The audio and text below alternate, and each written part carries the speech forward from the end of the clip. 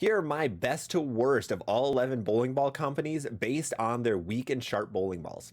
Starting off in the number 11 slot is the Brunswick Endeavor. Now, I was a big fan of this ball when it got announced and right when it came out, but unfortunately, it has really died down and killed the hype of it.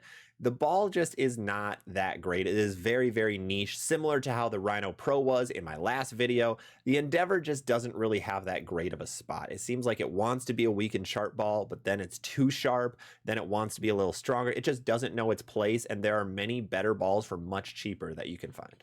Now, coming in at the number 9 slot is the 900 Global Exponent Pearl, and there's only one reason this ball is right here on the list is because it's not really a weak and sharp bowling ball. It's labeled as one, it's advertised as one, but my God, is this ball strong. This is definitely a medium and sharp bowling ball. It is a step below the Sublime, which is on the stronger end of the medium and sharp category. Now, the Exponent Pearl is good. It's a very good piece, but it is not a weak and sharp bowling ball, which is why I have to put it so low on the list. Coming in next is the Motive Super Rally. Now, Motive has always struggled with balls that are weaker than the Venom Shock line, and the Super Rally was no different. While the original Supra was okay, the Rally seemed to be fine in certain situations, but you had to get really far left for this ball to look that good. And a lot of people just can't get that far left for how much this ball needed. Now, I think Motive took advantage of this and made a new Supra, the Supra GT, that is better, stronger, and earlier, which is great. But this Rally just did not live up to the hype, in my opinion, so this is why it comes in at number 8. Next up in the number 7 slot is the Hammer Ocean Vibe. Now, I think the Vibe series is one of the best lines in bowling for the weaker category. The Ocean is just weird. It's very smooth. It's a very smooth, weak and sharp ball. I think there's better ones you can find that are going to be a little more angular. You really want to find something that's the most versatile when you're looking at your weaker bowling balls because you might not use them that much. And I personally don't think the Ocean Vibe is that. I had an Ocean Vibe. I liked it for very specific situations, but it is very, very smooth, much smoother than I would have anticipated. Coming in at number 6 is the Ebonite Fireball. While this is one of the best named bowling balls in bowling, it is really good at playing straight when there's not much oil, but playing left is a little iffy. Similar to the Ocean Vibe, it's a really smooth piece, which is odd. I personally thought this ball was going to be a lot sharper. It just isn't.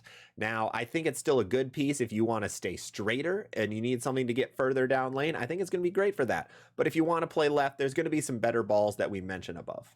Speaking of balls that look better from left, next on the list, we have the Radical Deadly Rattler. The Rattler series has been low-key one of the best series Radical has come out with, and the Deadly Rattler is no different. While it has a great colorway, and it is pretty cheap, this ball is awesome from both straight and from deeper in. It is really, really cool to see Radical have something that's a little boomier than a lot of their other equipment. They're usually notorious for being very, very smooth and early in their bowling ball core shapes, where this Deadly Rattler gets pretty far down lane and is pretty boomy, which is fun to see. Coming in at number 4 is the Deviate Chill Pearl. The Chill Pearl, again, a really cool colorway, is a breath of fresh air for Deviate fans because Deviate, similar to Radical, never comes out with that great of weak bowling balls. They make awesome asymmetric pieces, but their lower end symmetrics have really struggled. This Chill Pearl, it looks absolutely great for a lot of people. Go talk to Sarah Bowles about that. Seems like she likes to throw hers a bunch, and a lot of other people love this Chill Pearl, especially on house shots. It seems like the core is big enough to be able to pick up early enough, but still be sharp with the Pearl cover stock. So this could be a great house shot piece coming up in August and September. Coming in at number 3 is one of my personal favorite low-end lines in bowling, the Hustles. The Hustles have been around forever. Now, specifically, we're talking about the Hustle BRY. This is the new shiny Hustle. This one's going to be much sharper than the X-Ray. Even though it is just a hybrid, it still acts like a pearl, gets very far down lane, sharp enough for what you want a low-end ball to be, and it only comes in at $110. So price is definitely worth it. It is boomier than an Ocean Vibe. I always like to compare the Vibes and the Hustles, and I think the Hustles have taken advantage right here, minus with the Arctic Vibe. The Hustles took advantage, and that's why the BRY is number 3 on the list. Coming in at the number 2 slot is the Track Tundra Fire, now recently remade into the Blue Fire. The Tundra series has been around forever. Everybody loves this series as a low-end ball, and Track knew that, took advantage of it, remade it, and the thing looks great. It plays from all over the place. I've seen this thing play up the gutter. I've seen it play sixth arrow. I've seen it all over. It just seems to always do what your hand is doing. So if you spin it a little more, it's gonna come back when you're playing deeper, which is super great great to see. Usually weaker bowling balls are very touchy when it comes to both oil on a lane and hand position, where if you're a little too far around it, the ball goes sideways, or if you're a little too up the back, the ball just never really hooks. This Tundra Blue Fire seems to act like a medium ball, but in a smaller package, which is super, super good.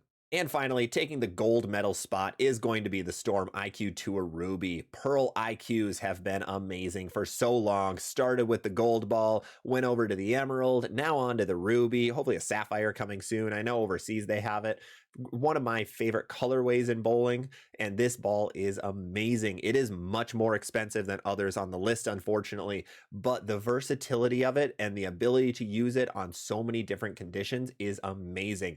I'm super biased because I bring an IQ Tour Ruby wherever I go, and I brought emeralds with me wherever I went before that. This is one of my top 3 favorite bowling balls ever. It is great on so many different conditions, just a good get out of jail free card when the lanes are torched, or you need to play even a little straighter and you want to throw it a little bit harder. This ball will not hook in the first 30 feet of the lane. While it does have that IQ Tour core, which has a low RG, it still pushes pretty far with the R2S Pearl cover stock. So that is everything we have for our best to worst of all of the categories. We'll be remaking all of these videos in about 4 to 5 months with any new releases that are coming out, especially for league season. So make sure to subscribe and follow for more videos like this.